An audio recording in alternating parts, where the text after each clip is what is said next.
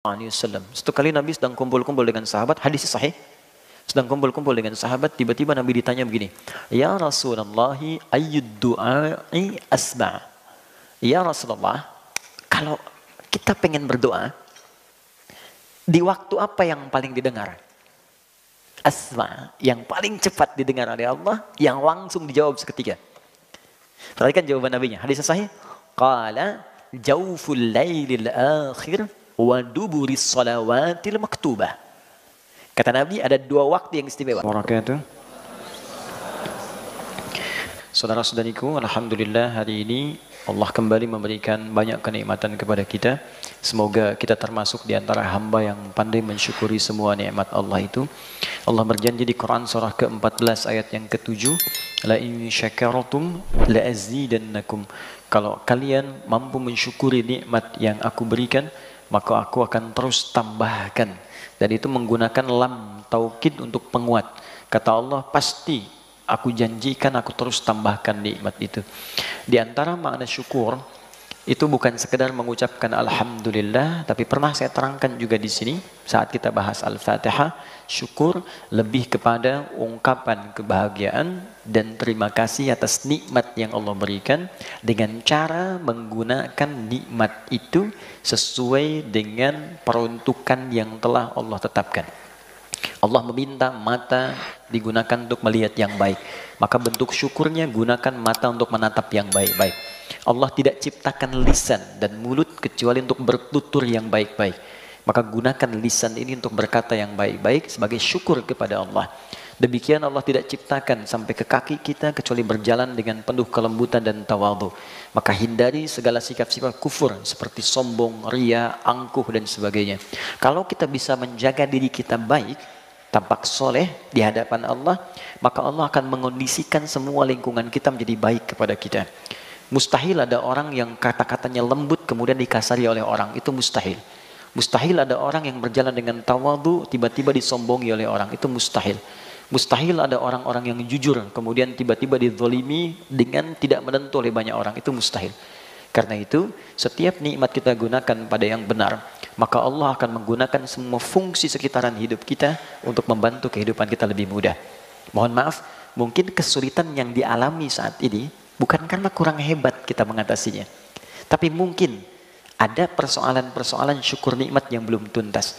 Mungkin karena kata-kata yang kurang bijak kepada kedua orang tua, sehingga ada perasaan yang belum tuntas untuk mendoakan kita. Ada kalimat-kalimat yang kurang pantas kepada pasangan. Cek, jangan-jangan selama ini lebih banyak nafsunya dibandingkan berkahnya. Banyak dibeli, tak banyak fungsi, itu nafsu namanya. Banyak ingin, tapi tak butuh, itu nafsu namanya. Maka semakin orang mencukupkan nafsunya, semakin banyak beban dia bawa dalam hidupnya. Bukan sekedar akhirat yang dipertanggungjawabkan, tapi beban yang dipikul dalam kehidupan pun tidak mudah. Anda banyak mengoleksi pakaian yang tak butuh, bukankah Anda harus punya beban untuk merawatnya? Minimal punya tempat untuk bisa menaunginya, punya waktu untuk merawat, punya waktu untuk memperhatikan. Kalau kita tak pandai gunakan kalimat syukur, maka beban hidup semakin meningkat. Karena itu, gaya, fashion yang dipenuhi, tapi tidak butuh yang didapatkan, itu persamaan fisikanya berbanding lurus dengan tekanan. F berbanding lurus dengan P. Gaya berbanding lurus dengan tekanan hukum Pascal-nya. Semakin banyak gaya, semakin tertekan hidupnya. Makanya kita harus menyesuaikan dalam beberapa hal untuk kembali pada nilai-nilai kehidupan. Oke, waktu kita terbatas. Sekarang kita ada bagian titik-titik akhir di pembahasan bab sholat. Nanti kalau sudah beres semua, saya review dari awal sampai akhir dengan menggunakan satu perangkat ya. Nanti mungkin saya minta teman-teman siapkan InFocus. Saya sudah buat PowerPoint, sudah ada, sudah lama. Mungkin nanti setelah selesai saya urutkan dari awal dalam bentuk gambar untuk mengingatkan kita semua. Dan boleh di copy, saya tidak punya hak cipta. Ya, Anda boleh copy, sebarkan lagi, mudah-mudahan jadi amal soleh untuk semuanya. Oke, sekarang kita masuk ke dalam titik bahasan terakhir dalam bab sholat sebelum amalan pasca salam, yaitu amalan di penghujung sholat sebelum salam. Kita buka dengan hadis riwayat At-Tirmidzi nomor hadis 3499. Hadis riwayat At-Tirmidzi. Ini referensi pertama, jadi kalau nanti ada yang tanya kita bisa jawab. Riwayat At-Tirmidzi. Oke. Nomor hadis 3499. Dibiasakan pakai ini ya. Ini. Asalnya begini. At-Tirmidzi. Asalnya begini. Oke. Nah. Dari kata Tirmidz. Ada yang menyebut Turmuz. Ini nama daerah. Ya. Daerah yang sekarang ini dulu masuk pecahan Soviet. Sekarang di wilayah Tan, Uzbekistan, Kyrgyzstan, Tajikistan dan sekitaran itu. Nama aslinya Muhammad. Nama aslinya Muhammad. Cuma beliau ini tumbuh dan berkembang di daerah Tirmidz. Sehingga disebut At-Tirmidzi. Orang yang tumbuh besar sampai wafat di daerah Tirmidz. Biasanya begini. Kalau ada al atau at, ujungnya i, itu sudah rumus menunjuk pada daerah. Asal tidak kepada nama atau identitas. Jadi kalau kita ingin katakan begini, saya berasal dari tempat A dan Islam sudah datang ke tempat saya. Di buktinya saya masuk Islam. Atau ingin menunjuk daerah saja tanpa membawa identitas agama, maka tambahkan al di depannya, ujungnya tutup dengan i. Pernah dengar Al-Bukhari? Ya kan? Ya, pengarang Sahih Al-Bukhari itu kan nama aslinya Muhammad. Punya bapak namanya Ismail, punya kakek namanya Ibrahim, kakek buyutnya Al-Mughirah, yang buyutnya Al-Bardizbah. Tinggal di Kecamatan Ju'fah, Kabupaten Bukhara, Provinsi Khorasan, negaranya Uzbekistan sekarang. Nah, karena daerahnya dari Bukhara, beliau ingin katakan begini, saya dari Bukhara, bukan dari Arab. Ya, maka beliau katakan Bukhara tambah al di depannya, Al-Bukhari, ujungnya i, Al-Bukhari. Ada ahli hadis terbaik di bumi di abad ini yang telah wafat. Ya, sebelumnya. Gelarnya Musnid. Musnid itu gelar cukup tinggi. Musnid itu ahli sanad. Musnid ad-dunya, ahli sanad sedunia. Sanad itu silsilah orang yang meriwayatkan sampai Nabi. Bisa? Pernah dengar hadis ini? Orang yang paling baik di antara kita adalah orang yang belajar Quran. Khairukum man ta'allamal Quran wa 'allamah, dan mengajarkannya. Pernah dengar hadis itu? Hadis itu kan diriwayatkan oleh Al-Imam Al-Bukhari di kitabnya nomor hadis 4719. Tapi kan Imam Al-Bukhari nggak pernah ketemu Nabi. Karena lahir jauh setelah Nabi wafat. Dari mana Al-Bukhari mendapatkan hadis itu? Terus kita runtut. Ya. Misalnya, Al-Bukhari ini menerima hadis dari sebelum orang-orang sebelumnya sampai ke Nabi. Maka Al-Imam Al-Bukhari menerima hadis dari Al-Hajjaj. Hajjaj menerima hadis dari Syu'bah. Syu'bah menerima dari Al-Qamah bin Marthad. Al-Qamah bin Marthad menerima dari Sa'ad bin Ubaidah. Sa'ad bin Ubaidah menerima dari Abu Abdurrahman As-Sulami. Abu Abdurrahman As-Sulami menerima dari Ali bin Abi Thalib dan Uthman bin Affan. Uthman bin Affan dan Ali radhiyallahu taala anhuma menerima dari Nabi sallallahu alaihi wasallam. Nah, urutan dari tadi sampai ke Nabi itu dari Hajjaj bin Minhal sampai dengan ke Nabi, itu disebut sanad namanya. Ada orang ahli sanad semuka bumi, ternyata bukan dari Arab, dari Padang. Dari Padang. Namanya Syekh Yasin. Karena dari Padang, beliau perkenalkan diri pakai al dan i di ujungnya. Syekh Yasin Al-Padangi. Kenal Kiai Haji Ahmad Dahlan? Ya, kenal di mana? Oke.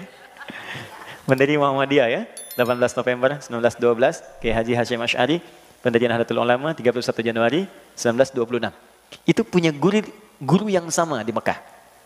Jadi keduanya belajar di Kiai Haji Soleh Darat di Semarang, kemudian berangkat ke Mekah, namanya masih Muhammad Darwish, Kiai Haji Ahmad Dahlan.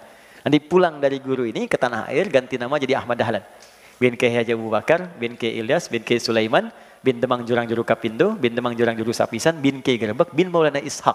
Anak dari Ahmad Jumadil Al-Kubra. Ahmad Jumadil Al-Kubra ini anak dari keturunan Ali Zainal Al-Kabir, Ali Zainal Abidin, Al-Husain, adiknya Al-Hasan, anaknya Ali bin Abi Thalib, suami Fatimah Az-Zahra, putri Nabi Muhammad SAW. Ya, itu belajarnya di Syekh Ahmad Khatib, orang Minangkabau. Maka dikenal Syekh Ahmad Khatib Al-Minangkabawi. Ada Syekh Nawawi dari Banten, Syekh Nawawi Al-Bantani. Ya, Anda kalau mau bikin itu boleh. Misalnya Mas Tengku Wisnu umrah kenalan sama orang Arab. Ana Tengku Wisnu Al-Bintaroi. Oke.